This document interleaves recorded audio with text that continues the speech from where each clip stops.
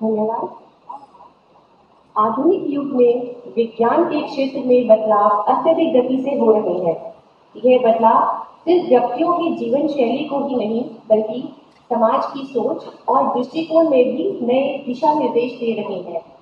इसी समय के साथ व्यापार और उद्यमिता के क्षेत्र में भी नए और उत्कृष्ट दृष्टिकोण दिख रहे हैं, जिनमें उद्यमिता प्रोत्साहन एक महत्वपूर्ण भूमिका निभा रहा है। इसी संदर्भ में मैं आमंत्रित करना चाहूंगी हमारे आज के प्रेरक वक्ता श्री दीपक शर्मा जी को कि वे उद्यमिता को बढ़ावा देने पर अपना प्रेरक संबोधन दें।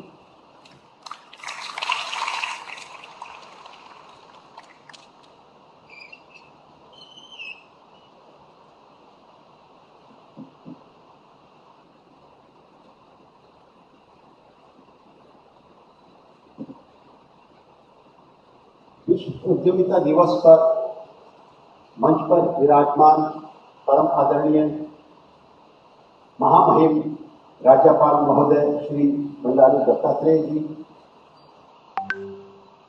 हरियाणा कृषि विश्वविद्यालय के कुलपति आदरणीय जी.आर. संबोध जी, मंच पर उपस्थित सभी सम्मानित महानुभाव, यहाँ उपस्थित प्राचार्य, शोधार्थी, उद्यमी, सामाजिक नागरिक कार्यकर्ता बंधु। जब हम बात कहते हैं उद्यमिता की, तो उसका एक कठोर पक्ष भी है। उद्यमिता चॉइस नहीं है। विश्व उद्यमिता दिवस पर उद्यमिता हमें करनी पड़ी। जब मैं ऐसा कहता हूं तो क्यों कहता हूं? अपने देश में रोजगार यानी नौकरी, वर्तमान में रोजगार की एक प्रचलित एक नैरेटिव बन गया है। रोजगार मतलब नौकरी। 142 करोड़ की हमारी आबादी है।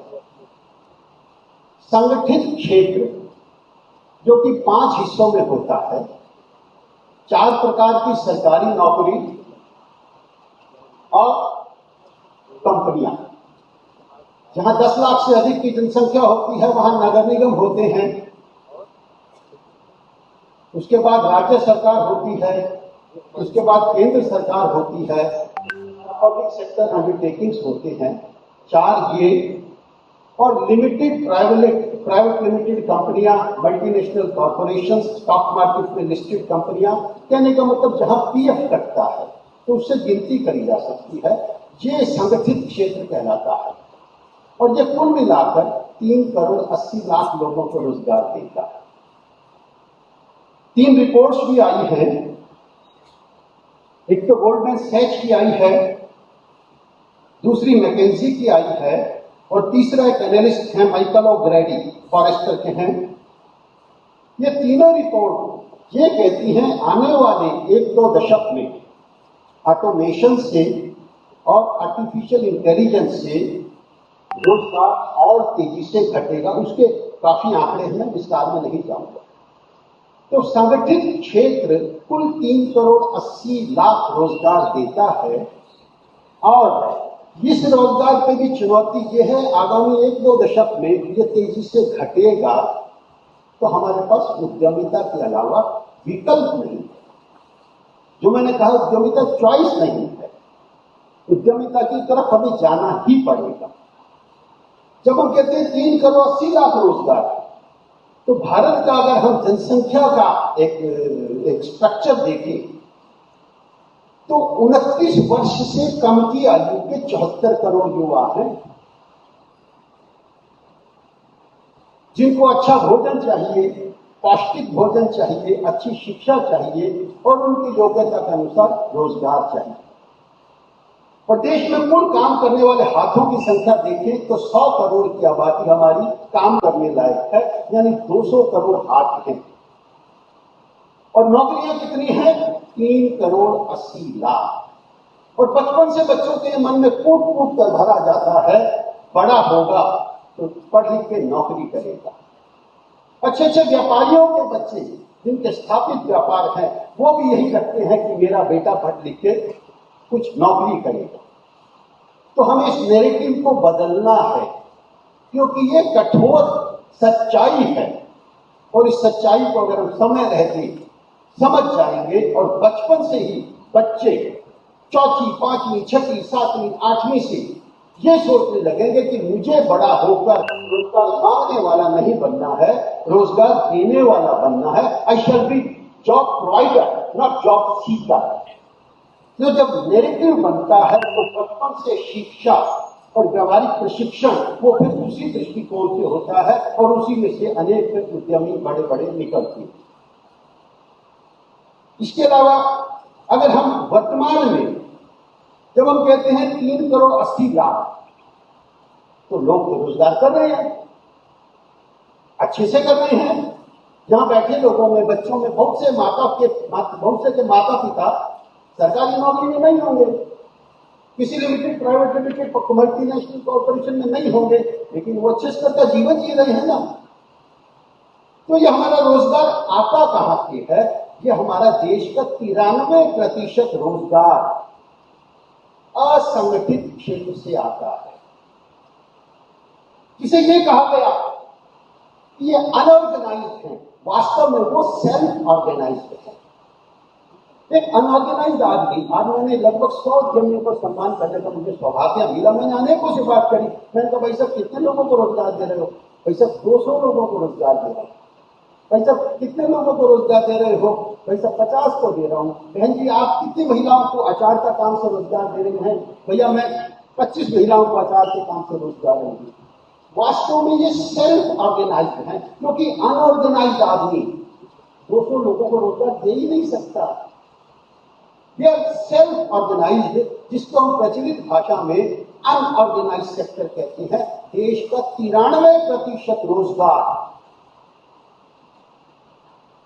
असंगठित क्षेत्र से आता है। उसमें यहां भी उद्यमी बैठे हैं जो कुछ हजार लोगों को रोजगार देते हैं। और इसको मैं सरल करता हूं तो 1 करोड़ तक चलते हैं, किसी के 2 ट्रक, किसी के 20 ट्रक, किसी के 100 ट्रक, 2 करोड़ लोगों को रोजगार दे रहे हैं देश में।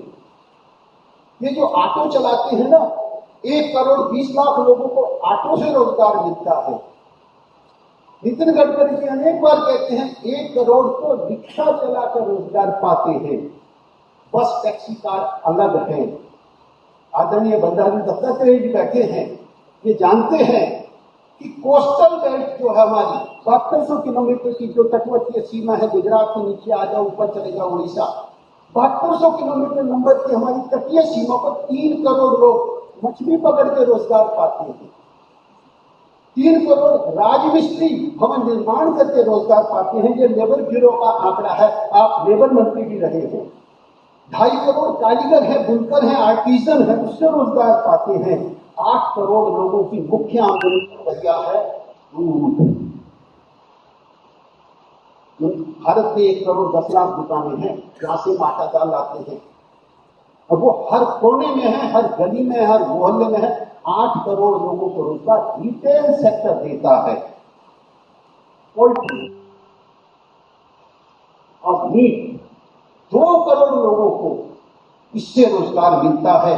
13 लाख एडवोकेट्स हैं, 4 लाख के करीब चार्टेड अकाउंटेंट्स हैं। कुल मिला के सरकारी आंकड़ा कहता है हमारे यहाँ 6 करोड़ 25 लाख एमएसएमई है। और ये कैसे काम करते हैं? वो ये युवा होते हैं, 4 खंभों पे अपना काम करते हैं, अपनी बुद्धि, अपनी पूंजी, अपनी मेहनत, अपना जोखिम।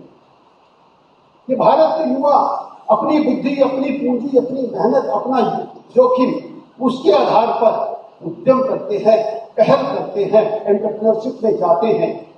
और जो लोग अपने से एक कदम नीचे रह जाते हैं, जो ऐसा नहीं कर सकते किन्हीं कारणों से, तो उनको जो है, जहां है, जैसा है, गरीब है, अमीर है, गांव में है, शहर में है, कस्बे में है, पढ़ा लिखा है, अनपढ़ है, दिव्यांग है, विधवा है, बुजुर्ग है, जो है जहां है, जो है जहां है, जैसा है, उस आधार पर रोजगार मिलती है।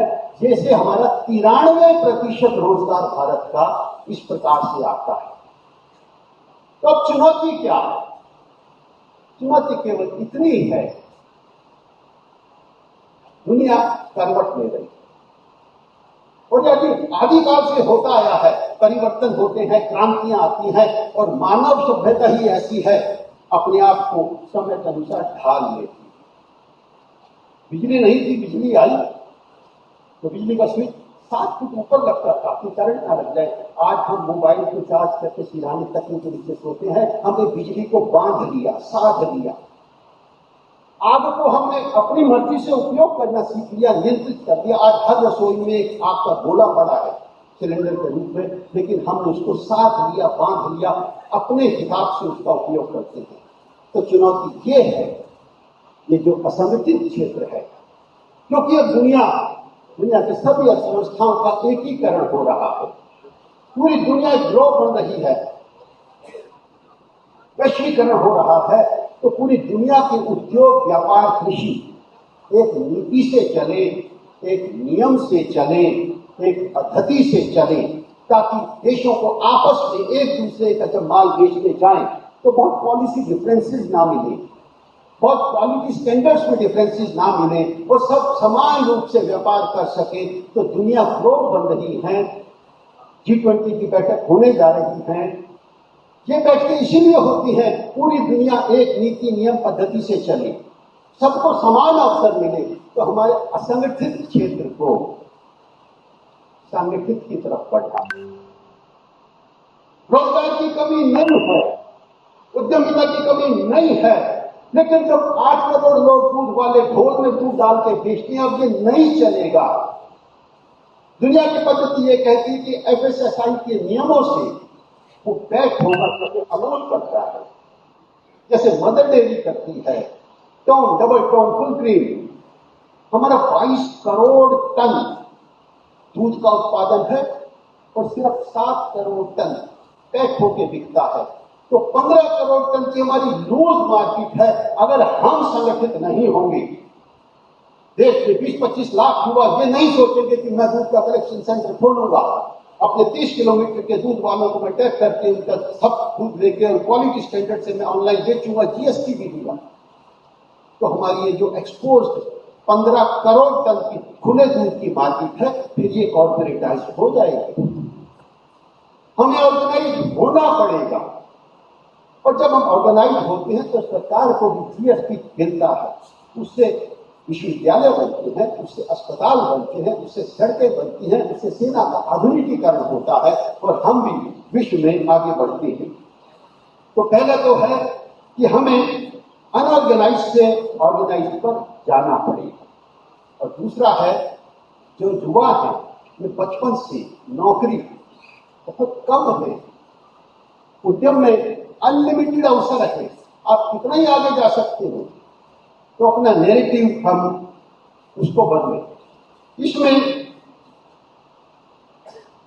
एक रोड मैप के नाते अगर आप देखें तो बदलती दुनिया में हमें भी कुछ और बदलाव करने पड़ेंगे। अभी तक श्रम वहां जाता है जहां पूंजी है, इसके कारण से गांवों से शहरों में पलायन होता है, गरीब देशों से अमीर देशों में पलायन होता है, क्योंकि वहां पूंजी है। विश्व उद्यमिता दिवस जो हमें प्रेरणा देता है देश के धनपतियों को, वो भी भारत के हैं, वो भी उतने ही देशभक्त हैं जितना एक मजदूर है। हमारे बड़े कॉर्पोरेट उतने ही देशभक्त हैं जितना एक किसान है। उनको प्रेरित करना पड़ेगा, आपकी पूंजी वहां जाए जहां भूमि है, जहां श्रम है। उद्यमिता के लिए 4-5 चीजें ही तो चाहिए होती हैं। क्या? भूमि, अगर कोई फैक्ट्री लगानी है, कारोबार करना है, भूमि, पूंजी, काम करने वाले हाथ, जहां माल बेच सके वो बाजार, और तीक्ष्ण दिमाग, उद्यमिता के वाले दिमाग। भारत में 200 करोड़ हाथ हैं, हाँ काम करने वाले हाथ हैं। भूमि, हाँ है। पूंजी, मैं आपको बताता हूं, हमारे संस्थान ने अध्ययन किया, क्योंकि हम इस चीज पे 30 वर्षों से अध्ययन कर रहे हैं। हमारे देश में 2022-23 के वर्ष में, वित्तीय वर्ष 2022-23 में $71 अरब FDI आया। चाहिए पूंजी, जहां अनेक टेक्नोलॉजी के क्षेत्र हैं, हमें हमें पूंजी चाहिए, लेकिन भारत की अगर हम पूंजी देखें, ये हमारे संस्थान का अध्ययन है और प्रमाणिक है।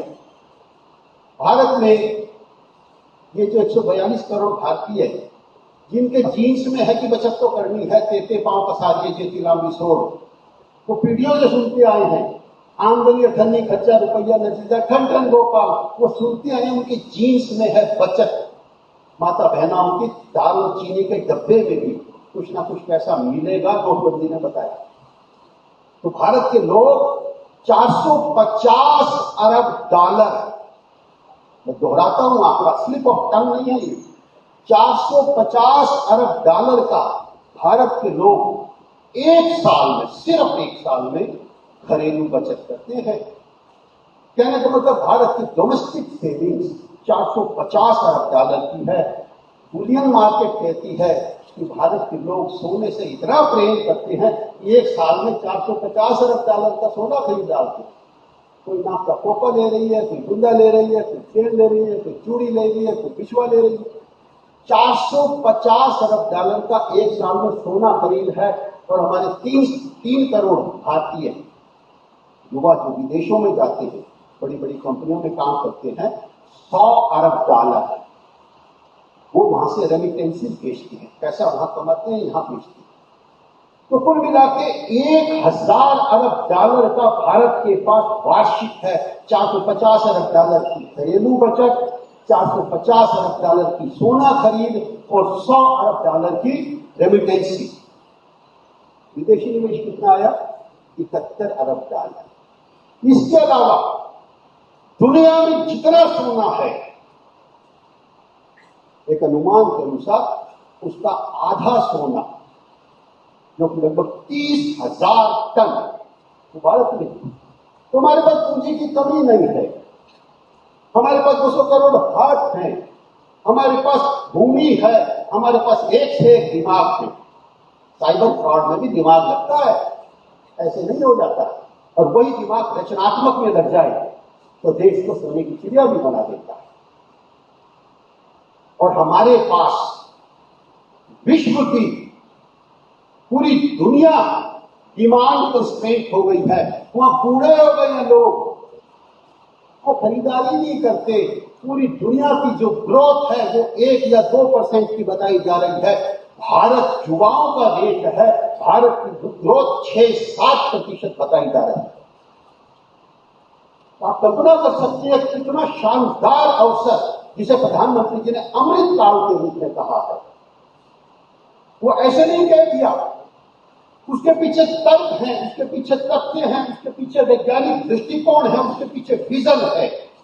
लेकिन सबको साथ चलना पड़ेगा। उन्होंने जो अमृत काल कहा, तो इसलिए कहा कि जो भी देश, लेकिन अर्थव्यवस्थाओं का जिन्होंने अध्ययन किया है, जिस देश में युवा ज्यादा होते हैं, वहां मांग ज्यादा होती है, वो देश तरक्की करते हैं। और हम विश्व का सर्वाधिक युवा देश हैं। जो मैंने कहा शुरू में, 74 करोड़ 29 वर्ष से कम के हैं। और ये डेमोग्राफिक डिविडेंड, विश्व का सबसे युवा देश होने का लाभ हमारे पास 2042, 45, 47 तक है, जिसे प्रधानमंत्री जी ने अमृत काल कहा। ये युवा अगर ये सोचेंगे कि हाँ मैंने काम करना है, असंगठित क्षेत्र से संगठित क्षेत्र बनना है, तो निश्चित रूप से हम भारत के उभरते हुए बाजार, हम भारत की पूंजी, भारत का श्रम, भारत की दिमाग, इसको हम बिल्कुल ठीक से संयोजन करके हम एक अध्ययन है कि ये 100 करोड़ हाथ, ये 1000 अरब डॉलर राशि की पूंजी, ये अगर ठीक से संयोजन हो जाए तो भारत 40 ट्रिलियन डॉलर की अर्थव्यवस्था बन सकता है। चीन 16-17 की है, अमेरिका 22-23 ट्रिलियन डॉलर की है। और ये कोई कपोल कल्पना नहीं है। 1750 साल तक हम थे। एंगस मैडिसन एक छात्री हुए हैं, उन्होंने पूरी दुनिया के देशों की अर्थव्यवस्था 2000 साल का अध्ययन किया है। उन्होंने बताया 1750 तक 000 वर्ष से लेकर 1750 तक हम भारत में 33% ग्लोबल जीडीपी शेयर के साथ हमेशा एक या दूसरे नंबर पे रहे। ये जो गड़बड़ी हुई पिछले 200-250 सालों में हुई है, अंग्रेज आए हमारे बीच में भर दिया कि जो नौकरी करेगा वो साहब है, और हमारे उद्योगों की मानसिकता को बड़ा योजना पूर्वक तोड़ा। मुझे 19 मिनट हो गए हैं, माननीय कुलपति जी ने 23 मिनट का मुझे एक्सटेंशन दिया था 20 मिनट से, तो मैं क्या उसका 3 मिनट का प्रयोग कर ले। तो कुल मिला के हम इसको हमें पूरा करना है।